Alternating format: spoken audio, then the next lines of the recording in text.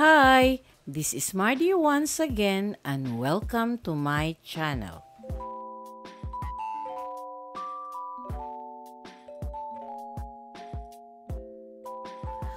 On May 22, 1863, Julio Lorente was born in Argao, Cebu to a Spanish merchant from Castilla la Vieja. After his preparatory education in his hometown, he went to Manila and studied at the Ateneo, where he excelled in various school competitions. If you are new to my YouTube channel, please don't forget to like, comment, and subscribe. At para updated kayo sa mga susunod kong videos, please click the bell notification below. At sana po, don't skip the ads and please watch until the end of my video. Noong April 3, 1881, umalis siya patungong Espanya upang mag-aral sa Universidad Central de Madrid. Nakakuha siya ng degree na doktor ng batas noong 1885. Sa parehong taon ay kinasal siya sa Madrid kay Roquelia, isang Espanyol na senyorita, kung saan nagkaroon siya ng dalawang anak na babae, sina Angelita at Jesusa. Sa Espanya, naging aktibo siya at nag-iisang propagandista na Cebuano. Naniniwala siya na dapat ding ipatupad ang batas ng Espanya sa Pilipinas. Noong 1886, siya ay ginawang pangulo ng isang pangkalahatang otonomistang organisasyon na ang layunin ay makipagtulungan sa mga Puerto Rican at Cubans sa pag-secure ng mga karapatan para sa mga lalawigan sa ibang bansa ng Espanya. Miyembro siya ng kawani ng editorial na pahayagang Espanya in Filipinas na inilathala ng mga reformistang Pilipino na pinalitan si Jose Rizal bilang editor ng Maglaon. Noong 1889, naging miyembro siya ng nasyonalistang lipunan na tinatawag na RDLM na itinatag ni Rizal sa Paris. Nakipagtulungan siya kay Rizal at Marcelo del Pilar upang magkaroon ng pagkakaisa at pagkakaisa sa mga Pilipino sa Madrid. Bumuo sila ng isang komite upang buuin ang mga batas na nagpapabago sa magkakaibang grupong Pilipino sa isang entidad sa ilalim ng isang ulo. He was a confidant of Rizal. The two shared a house in Madrid. In 1886, he affiliated with the Masonic Lodge Solidaridad.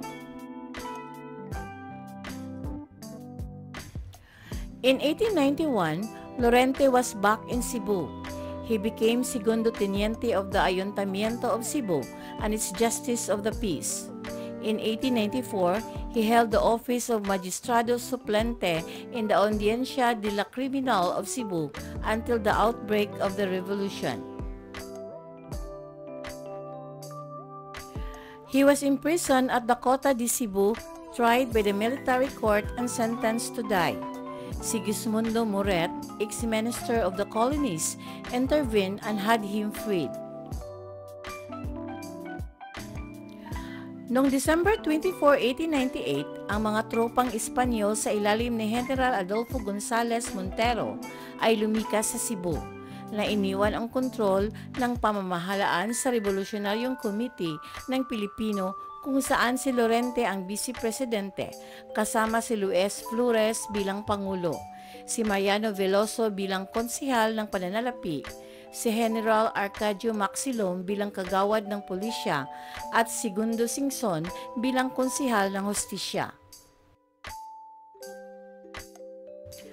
Nauna rito, ipinagkatiwala sa kanya ni Aguinaldo sa Malolos ang pagtatag ng revolusyonaryong pamahalaan sa Cebu, ngunit ito ay panandalian.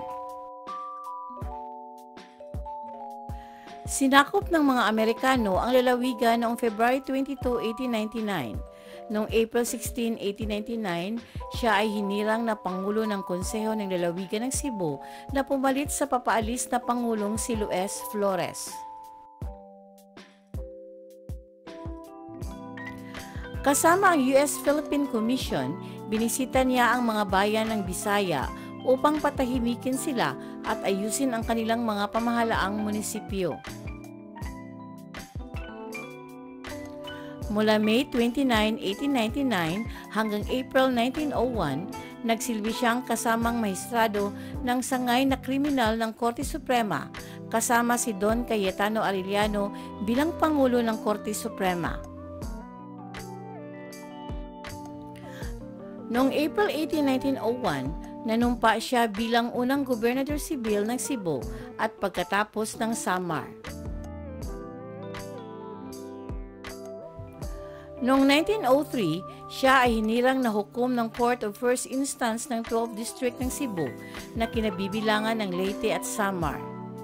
Inilipat siya sa 4th District na kinabibilangan ng Pampanga, Tarlac at Nueva Ecija, na humawak sa pwestong ito sa loob ng maraming taon. Si Judge Lorente ay namatay noong 1940. Ang ilang mga ulat ay nagsasabi na siya ay namatay noong 1955 sa Maynila. Ipinangalan sa kanya ang munisipalidad ng Lorente sa Eastern Samar. Thank you very much for watching. And according to an anonymous, positive thoughts can change your whole day, and positive mindset can change your whole life.